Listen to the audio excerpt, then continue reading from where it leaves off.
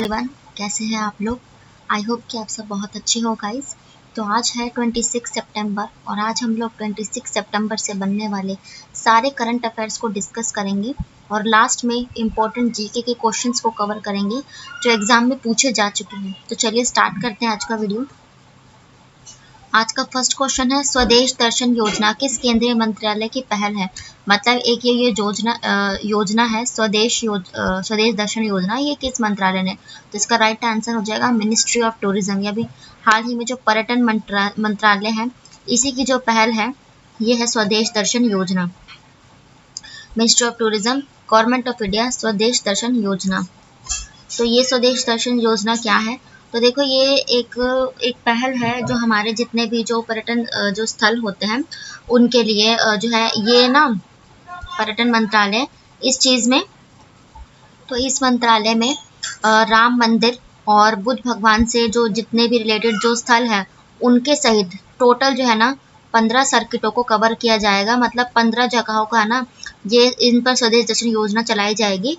और साथ में जो डॉक्टर भीमराव अंबेडकर हैं उनके लिए एक जो है ना स्पेशल ट्रेन का भी जो है इन्होंने अरेंजमेंट किया है। तो ये स्पेशल ट्रेन का अरेंजमेंट जो अंबेडकर जी के जो जितने भी स्थल हैं उनसे रिलेटेड भी जो है ना ये स्पेशल ट्रेन का निर्माण किया गया है। डॉक्टर भीमराव अंबेडकर जिनका जो जन्म है ना वो 14 अप्रैल और 1891 में हुआ था, ठीक है। और तो ये जो डॉक्टर भीमराव अंबेडकर जी थे ना, इनका जो है जो जन्म हुआ था वो इसमें ही हुआ था, मुंबई में। और जो इन्होंने स्टडी की वो दिल्ली में की थी। और उसके बाद जो इनका जो डेथ हुई वो दिल्ली में हुई।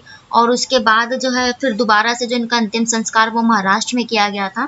तो अंबेडकर एक नगर है, अंबेडकर नगर के नाम से ये जो मूहा शहर है ये अंबेडकर नगर के नाम से ये नगर जाना जाता है। तो इसके लिए भी जो है ना एक स्पेशल ट्रेन का जो है अरेंजमेंट पर्यटन मंत्रालय द्वारा किया जाएगा। और रामायण और जितने भी ऐसे बौद्ध भगवान जितने भी जैसे जो धार्मिक स्थल है इनके लिए जो है टोटल इनके सहित 15 सर्किटों का जो है योजना चलाई जाएगी। अदर ऑप्शंस अगर डिस्कस करें तो परिवहन मंत्रालय, तो ये किसके अंतर्गत आता है। तो ये आता है अभी नितिन गडकरी जो हमारे जो है सड़क और परिवहन मंत्री हैं। तो ये केंद्रीय मंत्री नितिन गडकरी जी हैं। और गृह मंत्रालय यानी कि होम मिनिस्टर, तो ये अमित शाह के अंडर में ही आता है, आप सब जानते ही होंगे। और आईटी मंत्रालय, तो ये देखो आईटी मंत्रालय और ये जो रेलवे है ये अश्विनी वैष्णव जी के अंडर में आता है। दोनों मंत्रालय वही संभालते हैं। देखते हैं नेक्स्ट क्वेश्चन। नेक्स्ट क्वेश्चन है, किगाली संशोधन जो हाल ही में खबरों में था किस कार्रवाई से संबंधित है। यानी कि जो किगाली समझौता है ये किससे संबंधित है। तो देखिए अभी हाल ही में आप लोग जानते हो भारत ने जो है ना एक जो है लक्ष्य रखा है कि 2070 तक जो है ना ये कार्बन मुक्त हो जाएगा। मतलब जितने भी ये जो कार्बन जिसका जो नुकसानदायक जो वायु के लिए जो गैस है उन सबसे ये जो कार्बन रहित 2070 तक हो जाएगा। इसलिए ये जो किगाली समझौता है ना बहुत पहले भी किया जा चुका था और अभी भी जो है ना ये हाल ही में खबरों में था, ठीक है। और इसका राइट आंसर हो जाएगा रिडक्शन ऑफ हाइड्रोफ्लोरोकार्बन। मतलब कि ये जो हाइड्रोफ्लोरोकार्बन आप लोगों को पता ही होगा, ये जो क्लोरोफ्लोरो गैस होती है ज़्यादातर रेफ्रिजरेटर और एसीज में यूज होती है ना। तो इन्हीं से जो है ना वातावरण को नुकसान भी होता है। तो इसी के चलते ये जो किगाली समझौता है ये अभी हाल ही में जो चर्चे में रहा था, Kigali amendment of Montreal protocol. ये मॉन्ट्रियल प्रोटोकॉल है संयुक्त राज्य अमेरिका, चीन और भारत अपने HFC को चरणबद्ध तरीके से समाप्त करने और उन्हें जलवायु अनुकूल विकल्पों के साथ बदलने के लिए अलग अलग समय सारणी के साथ अलग अलग देशों में समूह है। मतलब कि अलग अलग चरण पर ना ये चलाए जा रहे हैं लक्ष्य, ठीक है। और देखो 80% तक, देखो भारत ने 2047 तक ये लक्ष्य रखा है कि इसका उपयोग 80% तक जो है कम करना है। 2045 और 2024 तक सामान्य लक्ष्य हमें प्राप्त करना ही है और तब जाकर जो है ना हम 2070 तक इसको अचीव कर पाएंगे। तो इसी से रिलेटेड ये जो है किगाली अमेंडमेंट है। इस क्वेश्चन से इतना ही और चलिए अदर ऑप्शन डिस्कस करें। तो ये जो पॉपुलेशन ग्रोथ है ना, जनसंख्या, तो अभी हाल ही में एक रिपोर्ट जारी की थी किसके द्वारा, तो ये UN ने जारी की थी। इसमें कहा गया था कि जो 2023 तक जो इंडिया है वो चीन को भी पॉपुलेशन में पीछे छोड़ जाएगा। यानी कि अभी हाल ही में तो चाइना जो है पॉपुलेशन के मामले में टॉप पर है, लेकिन जो 2023 आएगा उसमें भारत जो है ना चाइना को भी पीछे छोड़ देगा। और मनी लॉन्ड्रिंग, तो ये जो फिनेंशियल एक्शन टास्क फोर्स है ना, तो इसका जो गठन है ये फिनेंशियल एक्शन टास्क फोर्स, इसे फाट के नाम से जाना जाता है, फिनेंशियल एक्शन टास्क फोर्स। तो ये मनी लॉन्ड्रिंग के मामलों से रिलेटेड है। ठीक है, इस क्वेश्चन से इतना ही। देखते हैं नेक्स्ट क्वेश्चन। नेक्स्ट क्वेश्चन है global goalkeepers global goals award से किसे सम्मानित किया गया? तो इसका राइट आंसर हो जाएगा उपरोक्त सभी। तो ये जो ज़ारा जोया अफगानिस्तान से बिलोंग करती है, वेनेसा नकाटे युगांडा की है, राधिका बत्रा ये भारतीय मूल की है, और उर्सुला वॉन ये यूरोपीय संघ की है, मतलब ये ईयू, ठीक है, यूरोपीय यूनियन की जो ये प्रमुख है। इन सभी को ये जो है ना ग्लोबल गोलकीपर्स अवार्ड से सभी जो है सम्मानित किया गया है।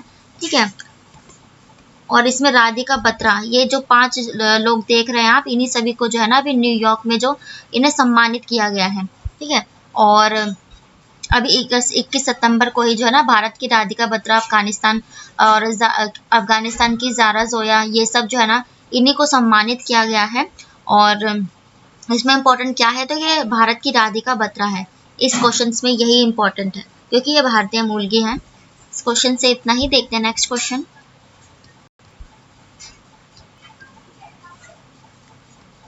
नेक्स्ट क्वेश्चन है किस देश ने अपनी राजधानी का नाम फिर से अस्ताना कर दिया? मतलब कि किस देश ने जो है ना अपनी राजधानी का नाम दोबारा से अस्ताना कर दिया गया है? तो देखो इसका राइट आंसर हो जाएगा कजाकिस्तान। तो अभी कजाकिस्तान ने अपने जो राजधानी है इसकी अस्ताना, इसका नाम बदल दिया है। ये देख सकते हो आप, अस्ताना है ये इतना ब्यूटीफुल सा शहर है, ये कजाकिस्तान का है।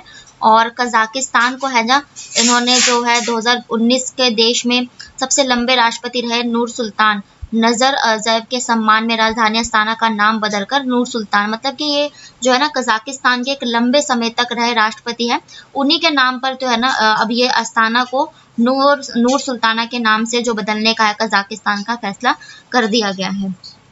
तो इस क्वेश्चंस में इतना कुछ जानने की इतना डीपली वो नहीं है, बस ये नाम पूछ लिया जाएगा कि किस देश ने कौन सी राजधानी अपना नाम क्या बदल लिया। तो कजाकिस्तान ने, और अस्ताना का नाम नूर सुल्तान रखा है। ठीक है, अगर अदर ऑप्शन डिस्कस करें तो देखो इंडोनेशिया।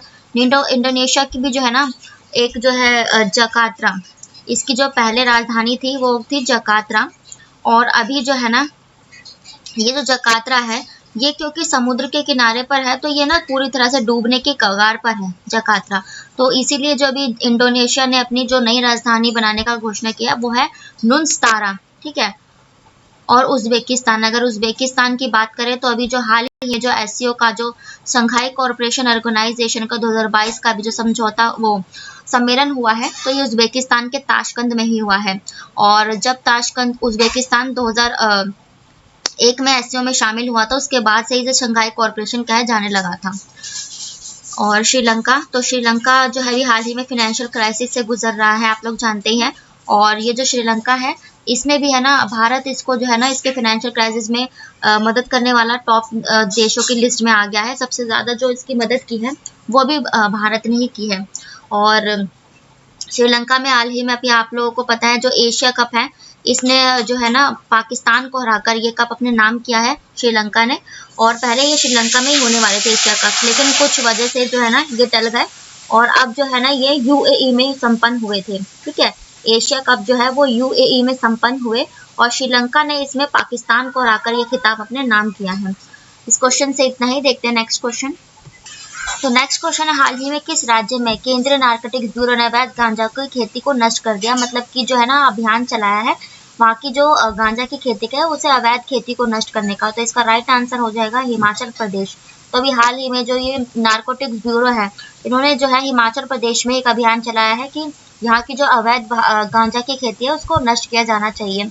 और पहले ये क्यों किया, देखो पहले हिमाचल प्रदेश में गांजा की खेती को वैलिड कर दिया गया था, लेकिन कुछ जगह ऐसी थी जहाँ पर जो अवैध तस्करियाँ हो रही थी, तो इसलिए जब ये अभियान चलाया नारकोटिक्स ब्यूरो ने इसमें जितने भी अवैध जो खेतियाँ होती हैं ना उसको वैलिड जो इनवैलिड है उनके खिलाफ अभियान चलाया है और ये जो इनको जो है नष्ट कर रहे हैं। और अगर हम ऑप्शन डिस्कस करें हिमाचल प्रदेश से तो देखो हिमाचल प्रदेश के मुख्यमंत्री है जयराम ठाकुर और हिमाचल प्रदेश अभी हाल ही में हिमाचल प्रदेश में जो है ना हिमाचल प्रदेश के शिमला में मुख्य सचिवों की जो है ना बैठक की यहीं पर हुई थी। और हिमाचल प्रदेश में एक नारी को नमन योजना थी जो महिलाओं से रिलेटेड थी, जिसमें बस का किराया जो है ना 50% कम कर दिया गया था। और हिमाचल प्रदेश में ये कभी पर्यटन सम्मेलन हुआ है और इसमें जो है ना एक धर्मशाला प्रस्ताव जो है समझौता किया गया। धर्मशाला क्यों? क्योंकि हिमाचल के जो शिमला में धर्मशाला है वहीं पर ये सम्मेलन हुआ था इसलिए। और हिमाचल प्रदेश ड्रोन नीति अपनाने वाला पहला राज्य भी है। ठीक है। और अगर अदर ऑप्शन डिस्कस करें तो देखो जितने भी जिस क्वेश्चन से अदर फैक्ट डिस्कस हो सकते हैं, जितने भी जीके रिलेट हो सकते हैं, मैं वो जरूर कवर करती हूँ। अगर आपने मेरी पहले की वीडियो देखी होगी तो उसमें पता ही होगा जो भी जो हाल में हुआ है वो सारी चीजें जो है ना मैं रिवाइज कराती रहती हूँ ताकि आपके माइंड से स्किप नहीं हो। और जितने भी जो अदर फैक्ट बन सकते हैं वो मैं जरूर शेयर करती हूँ। और बात करें उत्तर प्रदेश तो इसकी जो मुख्यमंत्री है वो है योगी आदित्यनाथ जी। और उत्तर प्रदेश जो है ना वाटर कंजर्वेशन इंडेक्स में सबसे टॉप पर रहा। और परिवार कार्ड योजना, सक्षम पोर्टल और ये सब उत्तर प्रदेश की योजना है। और ये उत्तर प्रदेश के जो कालराज मिश्रा एक प्रधानमंत्री रह चुके हैं, उन्हीं की जो है एक प्रतिमा का अनावरण योगी आदित्यनाथ जी ने करवाया था। उत्तर प्रदेश की राजधानी है लखनऊ। और उत्तर प्रदेश में अभी उत्तर प्रदेश के जो लखनऊ है वहां पर जो है ना पहला उत्तर प्रदेश के लखनऊ में पहला नाइट सफारी पार्क जो है ये यहीं पर स्थापित किया गया। ठीक है। बिहार, तो बिहार में देखो बिहार का सबसे इम्पोर्टेंट क्वेश्चन, बिहार का एक जमुई इलाका है जहाँ पर विशालतम सोने के भंडार पाए गए थे, बहुत मोस्ट इम्पोर्टेंट है। और बिहार की जो राजधानी है पटना। बिहार के जो मुख्यमंत्री है वो नीतीश कुमार है। बिहार से एक एग्जाम में क्वेश्चन पूछा जाता है कि लेटी हुई बुद्ध भगवान की सबसे जो पहली प्रतिमा कहाँ है, तो ये बुद्ध भगवान की बिहार में ही है। तो देखो बा से बुद्ध भगवान होता है, ठीक है, बी से लिखते हैं और बी से ही बिहार को लिखा जाता है। तो ऐसी भी कुछ ट्रिक्स होती है जो मैं आपके साथ जरूर शेयर करती हूँ। आपने देखा ही होगा मेरे पहले की वीडियोस में कुछ अल्फाबेट से रिलेट कर लेते हैं, कुछ जो सेम साउंड करते हैं ना वर्ड्स, उनसे भी रिलेट कर सकते हो। कोई भी एक आप ऐसी जो है ना ट्रिक बनाओ जिससे आप इजीली रिलेट करके पढ़ सको। क्योंकि जो अगर हम कुछ ट्रिक बनाते हैं, एंजॉय करके पढ़ते हैं, तो वो हमारे माइंड से कभी स्किप नहीं होती है। ठीक है। तो ऐसे अगर कुछ ट्रिक्स होगी तो मैं आपके साथ ज़रूर शेयर करूंगी। और बात करें हरियाणा की तो इसके मुख्यमंत्री है मनोहर लाल खट्टर। और हरियाणा में अभी जो है ना चिराग योजना और इथेनॉल जो है इथेनॉल योजना क्या थी, तो देखो इसमें अभी हाल ही में आपको पता है पेट्रोलियम बहुत महंगा हो रहा है जो मंदी के दौर में। तो ये जो है ना भारत ने डिसाइड किया है कि जो पेट्रोल होगा उसमें 80% तो पेट्रोल होगा और जो 20% होगा इसमें जो है ना इथेनॉल मिलाया जाएगा। ठीक है। तब जाकर जो है ना 100% जो पेट्रोल का जो है मिश्रण तैयार किया जाएगा। और अभी हरियाणा में ही मोदी जी ने अमृता हॉस्पिटल का अनावरण किया था। ठीक है। ये एशिया का सबसे बड़ा हॉस्पिटल बना है। और एशिया के पंचकुला में इस बार के जो है खेलो इंडिया यूथ गेम्स का चौथा संस्करण भी हुआ था। तो इस क्वेश्चन से इतना ही। देखते हैं नेक्स्ट क्वेश्चन है किस राज्य और केंद्र शासित प्रदेश ने हाल ही में पोषण अभियान महामारी के दौरान भारत के पोषण पर प्रगति की सुरक्षा में नीति आयोग द्वारा जारी एक रिपोर्ट में अच्छा प्रदर्शन किया। मतलब देखो जो 2019 में जो कोविड-19 आया था तो ये उसके रिपोर्ट है। उस समय जो है पोषण में जो है कौन सा जो है राज्य केंद्र शासित प्रदेश टॉप पर रहा, मतलब अच्छा कार्य किया। तो देखो बड़े राज्यों में तो महाराष्ट्र, ठीक है, और छोटे राज्यों में सिक्किम। और अगर पूछा जाए कि केंद्र शासित प्रदेश तो ये दमन और दीव और दादर नगर हवेली, ये तीनों जो है ना टॉप पर रहे।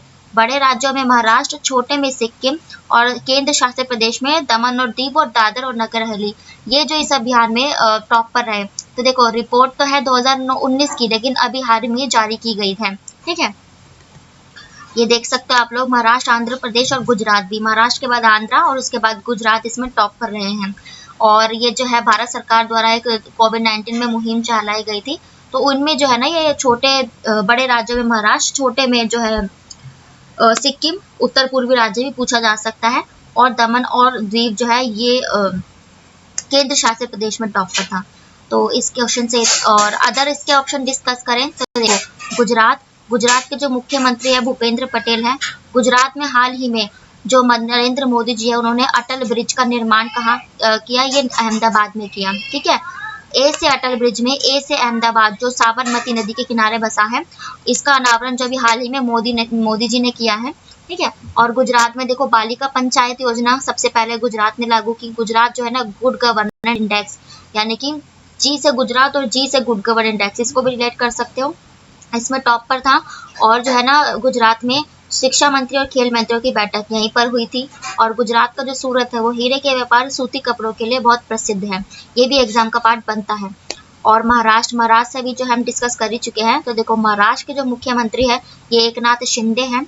और महाराष्ट्र में जो है अभी हाल ही में जो 19 अगस्त को जन्माष्टमी मनाई गई थी, उस अवसर पर जो दही हांडी उत्सव होता है उसको साहसिक खेलों का दर्जा दे दिया गया। इसका क्या मतलब है? तो देखो साहसिक खेलों का मतलब कि जो भी इसमें जो है ना अच्छा प्रदर्शन करेगा उसे गवर्नमेंट जॉब में है जो है ना जो है संरक्षण मिल जाएगा, वो गवर्नमेंट जॉब का जो प्रदर्शन अच्छा करेगा उसका हकदार हो जाएगा। ठीक है। और सिक्किम, तो सिक्किम में देखो सिक्किम जो है ना सबसे मोस्ट इम्पोर्टेंट क्वेश्चन इससे यही बनता है कि जैविक खेती के मामले में सबसे टॉप का राज्य कौन सा है? तो ये सिक्किम ही हो जाएगा। और सिक्किम में ही जो है ना एक अम्मा और वात्सल्य योजना, ये भी जो है थोड़े दिन पहले ही सिक्किम में लागू की गई थी।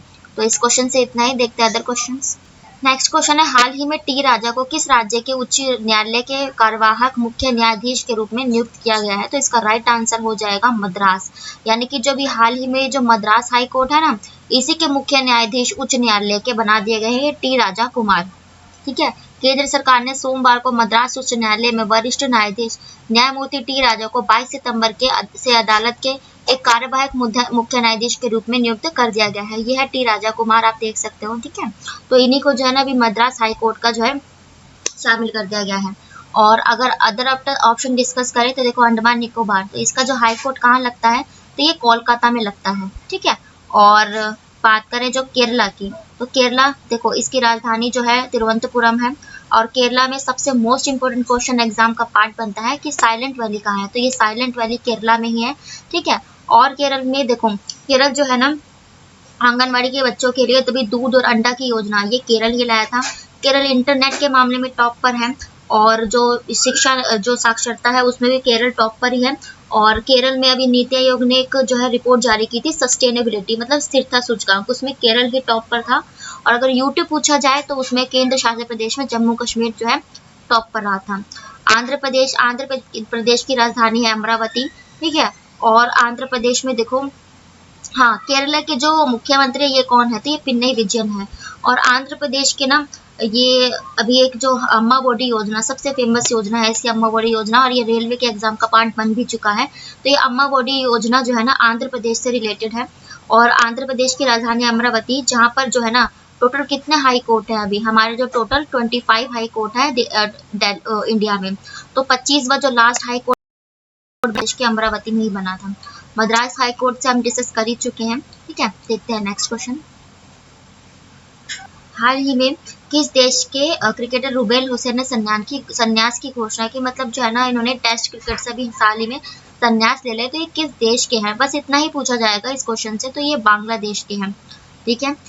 तो ये रूबल हुसैन नाम की जो एक क्रिकेटर है फेमस, उन्होंने जो है अभी टेस्ट क्रिकेट से जो संन्यास की घोषणा कर दी है। बांग्लादेश के दिग्गज गेंदबाज है ये रूबल हुसैन, और इन्होंने जो है ना अपना फैसला सुझा दिया है कि ये टेस्ट क्रिकेट से जो है ना संन्यास लेने की घोषणा कर चुके हैं। बात आई है बंगाल की, तो देखो बांग्लादेश की राजधानी है ढाका, करेंसी है इसकी टका, और मुख्यमंत्री है इसकी शेख हसीना जी, जो अभी हाल ही में 4 दिवसीय भारत की यात्रा पर आई थी। और इन्होंने भारत के साथ टोटल 7 समझौते किए। और 1996 में ना एक समझौता था गंगा नदी का किशोरी जल समझौता, तो उस पर भी जो है ना अभी जो विवाद जो है खत्म कर दिया गया है शेख हसीना द्वारा जो है गंगा नदी का। ठीक है। 25 साल बाद ये समझौता फिर से वो कर दिया गया। और बांग्लादेश के साथ हमारे अभी 4-7 जो है समझौते हुए हैं। ठीक है। और अदर ऑप्शन डिस्कस करें तो श्रीलंका के जो मुख्यमंत्री है ये दिनेश गुणवर्धन है। और जो राष्ट्रपति है रानिल विक्रमसिंघे है, जो यहाँ पर पहले जो है ना प्राइम मिनिस्टर थे। श्रीलंका की 2 राजधानी है। ठीक है। तो एक तो है इसकी कोलंबो, और दूसरी है श्रीवर्धनकोट्टी। ठीक है। और श्रीलंका अभी हाल ही में जो फाइनेंशियल क्राइसिस से गुजरा, और इसने इंटरनेशनल मॉनेटरी फंड से भी जो है ऋण लिया था। और श्रीलंका में आप क्या रिलेट से कर सकते, देखो एशिया कप जो है अभी पाकिस्तान को हराकर इसने अपने नाम किया। भारत के जो सुरेश रैना है ना, इन्होंने भी जो अभी हाल ही में क्रिकेट से संन्यास लिया है। क्यों लिया है? तो देखो अभी जो IPL संपन्न हुए थे ना, तो उसमें जो है क्रिकेट में किसी ने भी जो है ना सुरेश रैना को खरीदना नहीं था, मतलब उनके नाम पर जो है ना पार्टिसिपेट नहीं किया, तो इसलिए जो है उन्होंने संन्यास की घोषणा कर दी है। ऑस्ट्रेलिया की राजधानी है कैनबरा और करेंसी है इसकी डॉलर। ऑस्ट्रेलिया में हाल ही में देखो यहाँ की जो एक बैडमिंटन प्लेयर है ना, tennis player sorry, Ashleigh Barty, तो इन्होंने भी जो है ना मात्र 25 साल की उम्र में जो है ना संन्यास की घोषणा अभी हाल ही में की है। ठीक है। और ये जो ऑस्ट्रेलिया की एशले बार्टली है ना, ये सबसे पहले जो 4 ग्रैंड स्लैम होता है जिसमें ऑस्ट्रेलिया ओपन होता है, तो इसमें ये इन्होंने ही खिताब जीता था। देखते हैं अदर क्वेश्चंस। तो नेक्स्ट क्वेश्चन है, हाल ही में किस राज्य के दौलताबाद किले का नाम जो है ना बदलकर देवगिरी रखा जाएगा? तो इसका राइट आंसर हो जाएगा महाराष्ट्र। यानी कि जो महाराष्ट्र का दौलताबाद जो किला है ना, इसका नाम जो है देवनागरी के नाम पर रख दिया जाएगा। ये यहाँ का बहुत ही फेमस किला है। ठीक है। और मोस्ट इम्पोर्टेंट क्वेश्चन है और बात आई है, ये देखो आप देवगिरी फोर्ट देख सकते हो। ठीक है। और भारत के शहरों के नाम बदलने की परंपरा पुरानी है, आप लोग जानते ही हो। अभी जो है सब जगहों के नाम बदले ही जा रहे हैं और मुगल काल में कई शहरों के नाम बदले गए अंग्रेजों के बाद, और अभी भी जो है ना नाम बदलने की मुहिम ही छेड़ दी है। तो देखो महाराष्ट्र जो है, इसके और भी जो है जिलों का भी नाम हाल ही में बदला गया था जब एकनाथ शिंदे यहाँ के मुख्यमंत्री बने। तो देखो यहाँ पे जो औरंगाबाद है उसका नाम जो है बदलकर संभाजी नगर कर दिया गया था, और जो उस्मानाबाद है उसका धाराशिव कर दिया गया, और एक जो यहाँ का एयरपोर्ट था ना उसका नाम भी जो है ना यहाँ के जो एक फेमस जो रह चुके हैं उनके नाम पर, पाटिल जी के नाम पर जो है ना ये रख दिया गया नाम पर। ठीक है। और अभी दौलताबाद किले का नाम देवगिरी रख दिया गया है।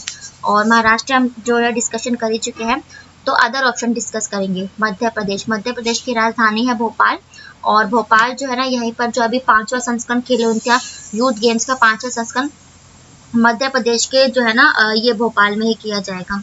ठीक है। और मध्य प्रदेश, तो इसके जो है मध्य प्रदेश में है ना अभी हाल ही में नरेंद्र मोदी जी का जो जन्मदिन था 17 सितंबर को, कुनो नेशनल पार्क से जो यहाँ पर चीते लाए गए हैं। इसके मध्य प्रदेश के कुनो नेशनल पार्क में कहाँ से लाए गए हैं? तो ये नामीबिया से लाए गए हैं, जिसमें 5 मादा और 3 नर चीते लाए गए हैं। और मध्य प्रदेश में देखो आप और भी वन जो एग्जाम में मोस्ट इंपोर्टेंट पूछे जाते हैं, देखो पेच, सतपुड़ा, बांधवगढ़ और वन विहार, ये सब जो है ना मध्य प्रदेश के ही कुछ इंपॉर्टेंट नेशनल पार्क्स हैं जो एग्जाम का पार्ट बनते हैं।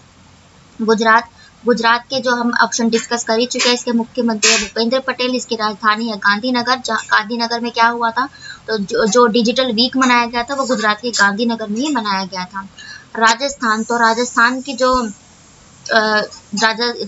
की जो राजधानी है वो जयपुर है, जिसे पिंक सिटी के नाम से जाना जाता है। ठीक है। इसके मुख्यमंत्री है अशोक सिंह गहलोत। राजस्थान की मोस्ट इंपोर्टेंट जो क्वेश्चन है, इसकी सबसे बड़ी स्वास्थ्य योजना जो चिरंजीवी योजना है वो राजस्थान की है, और राजस्थान ने पहली जो है ना डिजिटल अदालत का अनावरण किया। और राजस्थान ने अभी हाल ही में राजीव गांधी खेल ओलंपियाड का जो शुरुआत की थी। देखो आर से राजीव गांधी और आर से ही राजस्थान रिलेट कर सकते हो आप। ठीक है। और सहकारी जो योजना है अनुप्रीति योजना, ये सब राजस्थान की है। तो देखते हैं नेक्स्ट क्वेश्चन। सार्वजनिक क्षेत्र के किस बैंक को हाल ही में प्रत्यक्ष कर संग्रह प्रणाली टिन 2.0 से जोड़ा गया? तो देखो इसका राइट आंसर हो जाएगा बैंक ऑफ बड़ौदा, यानी कि POB। बैंक ऑफ बड़ौदा अभी जो है ना ये जो टैक्सेशन टिन मतलब कि टैक्सेशन इंटरनेट जो सर्विस है 2.0 से, ये भी हाल ही में बैंक ऑफ बड़ौदा ही जुड़ गया है। ठीक है। बैंक ऑफ बड़ौदा, इसका लोगो आपको पता ही होगा देखो। ठीक है। तो इससे जो भी हाल ही में टिन 2.0 से ये जुड़ गया है। बात करें अगर अदर ऑप्शंस की, तो देखो HDFC ने हाल ही में जो अपना जो एक जो स्टार्टअप लगाया था वो केरल के कोझिकोड में ही लगाया HDFC। इसकी स्थापना कब हुई? तो इसकी स्थापना हुई थी 1994 में। ठीक है। और HDFC का मुख्यालय जो है ये मुंबई में है। ज़्यादातर बैंक का मुख्यालय न्यू दिल्ली में ही होता है, मुंबई में ही होता है, और HDFC का मुख्यालय मुंबई में है। HDFC जो है इसके जो CEO है ये है जगदीशन शशिधरन। ठीक है। और SBI, तो SBI का मुख्यालय कहाँ है? तो देखो इसका भी मुख्यालय मुंबई में ही है। B से बॉम्बे और M से मुंबई रिलेट कर सकते हो। इसने अपना जो पहला अभी जो हाल ही में स्टार्टअप खोला, ये खोला था बेंगलोर के कर्नाटका में। ठीक है। और SBI जो एक जमा उत्सव जो मनाया गया था SBI बैंक के द्वारा ही मनाया गया, इसकी स्थापना कब हुई थी? तो इसकी स्थापना हुई थी 1955 में। ठीक है। इसके जो CEO कौन है? वो दिनेश कुमार खारा है। PNB, तो देखो PNB का मुख्यालय जो है ना वो न्यू दिल्ली में है, तो रिलेट कर लो। देखो N में PNB में N है और न्यू दिल्ली में भी N है, तो पीएनबी का मुख्यालय न्यू दिल्ली में है। इसकी स्थापना कब हुई? तो इसकी स्थापना हुई थी 1894 में। ठीक है, ये सबसे पुराना बैंक है। ठीक है, पीएनबी। और पीएनबी के सीईओ कौन है? तो ये अतुल कुमार गोयल है। अदर ऑप्शन डिस्कस करते हैं। तो ये थे आपके कुछ इंपॉर्टेंट करंट अफेयर्स। ठीक है, 25 सितंबर से बनने वाले। और अब हम बात करेंगे कुछ 10 इंपॉर्टेंट जीके के क्वेश्चंस की, और जो एग्जाम में पूछे जा चुके हैं, ये इसलिए इंपॉर्टेंट है। और ये ऑल कॉम्पिटिटिव एग्जाम्स के लिए जितने भी वनडे एग्जाम्स होते हैं, बैंकिंग, रेलवे, एसएससी, ठीक है, एमटीएस वगैरह, ये जो करंट अफेयर्स है मैं ये इन सबको कवर करके बनाती हूँ। और ये जो जीके है मैं उनको ही सेट में लेती हूँ जो एग्जाम में पूछे जा चुके हैं या मोस्टली पूछे बार बार जाते हैं। ठीक है, तो ये सब ऑल कॉम्पिटिटिव एग्जाम्स के लिए है। देखते हैं हमारा फर्स्ट क्वेश्चन। फर्स्ट क्वेश्चन है, राज्यसभा को कैसे भंग किया जाता है? तो आप लोग जानते ही हो, इसका राइट आंसर हो जाएगा उपरोक्त में से कोई नहीं, यानी कि नन ऑफ द अबव। क्यों? क्योंकि देखो, राज्यसभा एक ऐसा सदन है ना जो कभी भंग नहीं होता। संसद है, संसद के जो दो सदन है, राज्यसभा और लोकसभा। तो देखो, जो इसका स्थायी सदन है वो राज्यसभा है, और लोकसभा इसका अस्थायी सदन है। लोकसभा का कार्यकाल कितना होता है? तो ये 5 साल का होता है, और राज्यसभा का ये 6 साल का वैसे होता है, लेकिन ये कभी भंग नहीं होती है। और लोकसभा की जो न्यूनतम जो आयु चाहिए वो होती है 30 वर्ष। जितने भी जो आप रिलेट कर रहे हो वरिष्ठ नागरिक होंगे ना, वरिष्ठ जो नेता होंगे, जो एक्सपीरियंस के तौर पर, ये राज्यसभा में होंगे। और जो लोकसभा में देखो 25 साल जो है मिनिमम एज होनी चाहिए लोकसभा के लिए। ठीक है, और लोकसभा संसद जो है 3 पार्ट बनती है, 3 पार्ट से बनती है, लोकसभा, राज्यसभा और राष्ट्रपति। ठीक है, तो ये राज्यसभा कभी भंग नहीं होती है। बस इसके जो 1/3 सदस्य होते हैं ना, 1/3 पार्टी जो है, ये हर 2 साल में जो है ना 2 वर्ष में ये रिटायर होते रहते हैं। बस इस क्वेश्चन से इतना ही। देखते हैं नेक्स्ट क्वेश्चन। एक सेकेंड। नेक्स्ट क्वेश्चन है, केंद्र और राज्य विधानसभाओं के लिए न्यूनतम मतदान की आयु 21 वर्ष से घटाकर 18 वर्ष कर दी गई। तो इसका राइट आंसर हो जाएगा 61वां संशोधन 1989। ठीक है, तो 21 वर्ष से घटाकर 18 वर्ष कर दी गई थी, तो इसका राइट आंसर हो जाएगा 61वां संशोधन। 1989 में ये संशोधन किया गया था। ठीक है, जब लोग वोटिंग करते हैं ना, तो ये उसी से रिलेटेड है। अदर ऑप्शन डिस्कस करें तो 42वां संशोधन 1976। देखो, इसे जो है ना मिनी संविधान भी कहा जाता है। क्यों कहा जाता है? तो देखो, हमारे जो संविधान के जो बहुत सारे पार्ट है ना, ये जो है ना 42वें संशोधन से हमने बहुत सारी चीजें संविधान में जोड़ी है, तो इसलिए इसे मिनी संशोधन कहा जाता है। 44वां संशोधन 1978, तो इसमें इसका जो है करके ना ये संशोधन संपत्ति के अधिकार को जो है, एक हमारा मौलिक अधिकार पहले आप लोग जानते हैं 7 थे, और जब से 6 हो गए हैं, तो इसमें से संपत्ति का अधिकार जो हटाया गया था वो 44वें संशोधन 1978 के द्वारा ही हटाया गया था, अनुच्छेद 108। तो देखो, अनुच्छेद 108 में जो है ये राष्ट्रपति होता है ना, किसी भी जो सामान्य विधेयक या कोई भी जो सर्वसम्मति नहीं हो पाती है लोकसभा और राज्यसभा की, तो उस टाइम पे ये इनकी संयुक्त बैठक बुलाता है। अनुच्छेद 108 के तहत ये प्रावधान है। और देखो, बैठक बुलाता तो राष्ट्रपति है, लेकिन उसकी अध्यक्षता सिर्फ लोकसभा का अध्यक्ष ही करता है। देखते हैं नेक्स्ट क्वेश्चन।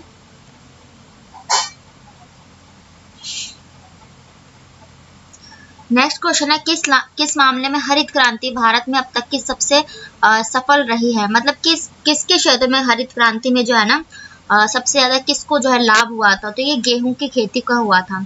और गेहूं की खेती कब सबसे ज्यादा कहाँ बोई जाती है? तो ये पंजाब। ठीक है, पंजाब में बोई जाती है गेहूं की खेती सबसे ज्यादा। तो इसमें जो हरित फसल में जो है ना सबसे ज्यादा जो ग्रीन क्रांति कहते हैं, ये फसलों से रिलेटेड ही थी, तो इसमें सिर्फ इसको ही लाभ हुआ था। और पंजाब, उत्तर प्रदेश और हरियाणा सबसे ज्यादा हरित क्रांति को जो लाभ है ना, ये इन 3 राज्यों को ही हुआ था। ठीक है, और ये जो उत्तर प्रदेश में भी पश्चिमी उत्तर प्रदेश, जैसे कि ये जो आपका मेरठ है ना, ये सब जो आते हैं पश्चिमी उत्तर प्रदेश में, इन जिलों को लाभ हुआ था। पंजाब और हरियाणा सबसे ज्यादा इन्हीं को लाभ हुआ था। देखते हैं नेक्स्ट क्वेश्चन। वैश्वीकरण का क्या अर्थ है? मतलब कि जो वैश्वीकरण, ग्लोबलाइजेशन होता है, उसका अर्थ पूछा है क्या होता है? तो इसका राइट आंसर हो जाएगा वैश्विक अर्थव्यवस्था के साथ घरेलू अर्थव्यवस्था का एकीकरण। यानी कि जब हम कोई भी देश अपनी अर्थव्यवस्था को वैश्वीकरण यानी कि विश्व की अन्य अर्थव्यवस्थाओं से जोड़ता है ना, तो इसी को वैश्वीकरण मतलब कि पूरे विश्व में किसी चीज को फैलाना। ठीक है, तो ये इसका राइट आंसर यही है कि जब हम कोई भी देश अपनी अर्थव्यवस्था को वैश्विक तौर पर जो है अन्य अर्थव्यवस्थाओं के साथ जोड़ता है। घरेलू अर्थव्यवस्था यानी कि जो जीडीपी होता है, उसका जो फुल फॉर्म है, देखो जीडीपी आप सबने सुना ही होगा, इकोनॉमिक जो सब्जेक्ट में पूछा है ये पार्ट। तो इसका जो होता है जीडीपी मतलब कि ग्रोस डोमेस्टिक प्रोडक्ट, ठीक है। देखते हैं नेक्स्ट क्वेश्चन।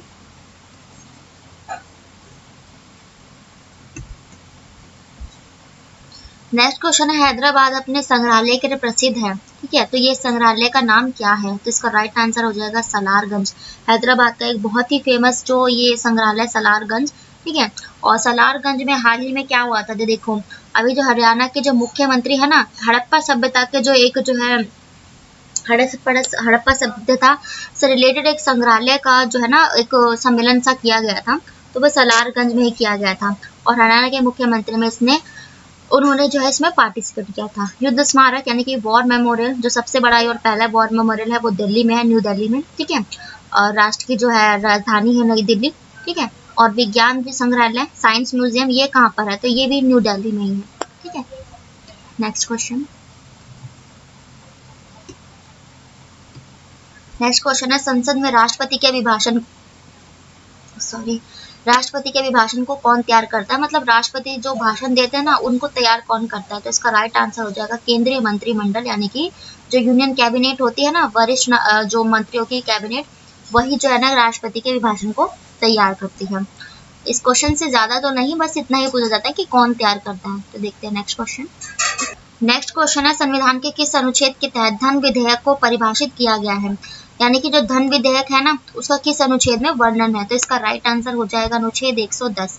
कोई भी धन विधेयक या वित्तीय विधेयक एक ही बात है, तो इसका जो उल्लेख है वो अनुच्छेद 110 में है। और धन विधेयक सिर्फ लोकसभा में पेश किया जाता है। ये मोस्ट इंपोर्टेंट क्वेश्चन है, पूछा जा चुका है कि धन विधेयक किस सदन में पेश किया जाता है, तो लोकसभा में ही पेश किया जाता है। और ये जो है पारित कब हो जाता है? जब राष्ट्रपति की जो इस पे अनुमति मिल जाती है, मोहर लग जाती है। कोई भी बिल, कोई भी संविधान जो होता है तभी जो है अधिनियम बनता है, जब उस पर राष्ट्रपति की मोहर लग जाती है, ठीक है। देखते हैं नेक्स्ट क्वेश्चन। नेक्स्ट क्वेश्चन है, नई कंपनियों को बाजार में प्रवेश की अनुमति नहीं है। तो इसका मतलब कि किस जो बाजार होता है ना उसमें जो है किसी भी नए बाजार को प्रवेश करने की अनुमति नहीं होती। तो इसका राइट आंसर हो जाएगा एकाधिकार में। जो मोनोपोली होती है इसी में जो इकोनॉमिक्स का क्वेश्चन है, ठीक है, पूछा जा चुका है कि किस जो बाजार क्षेत्र में या किस क्षेत्र में जो है ना नए फंड्स को एंट्री की जो है अलाउंस नहीं होती। तो इसका यही राइट आंसर मोनोपोली यानी कि एकाधिकार।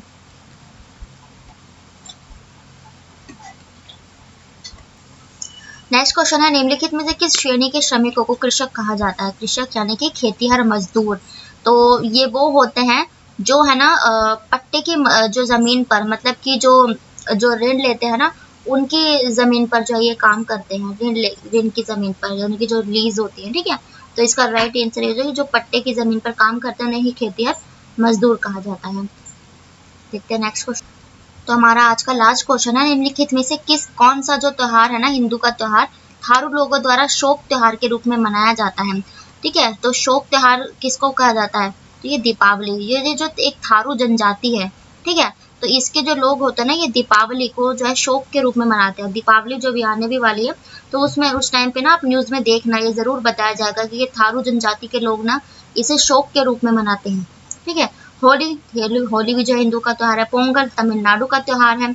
और जो ओणम है तो ये ओणम जो है केरला का त्योहार है, उसका जो है राष्ट्रीय फेस्टिवल है, ठीक है। तो ये थे आपके कुछ जीके के कुछ डेली करंट अफेयर्स और जीके के इंपॉर्टेंट क्वेश्चंस। इंपॉर्टेंट क्यों है? क्योंकि ये एग्जाम में पूछे जा चुके हैं और मैं आपको बता ही चुकी हूँ, मैं वही सेट तैयार करती हूँ जो एग्जाम के पॉइंट ऑफ व्यू से most important daily current affairs हैं और जो एग्जाम में पूछे जा चुके जीके वही मैं तैयार करती हूँ। और अगर कोई सुझाव है तो कमेंट बॉक्स में ज़रूर बताएं। वीडियो कैसी लगी ये भी ज़रूर बताएं और ज़्यादा से ज़्यादा लोगों तक ज़रूर शेयर करें इस वीडियो को, लाइक करें, सब्सक्राइब करें ताकि ऐसी नॉलेजेबल वीडियो जो है आप तक प्रोवाइड कराई जा सके और जो दूर दराज में लोग रहते हैं उन तक भी जो वीडियो है पहुँची जा सके, ठीक है। Thank you very much. मैं मिलती हूँ आपको नेक्स्ट वीडियो में, तब तक के लिए bye, take care, Radhe Radhe.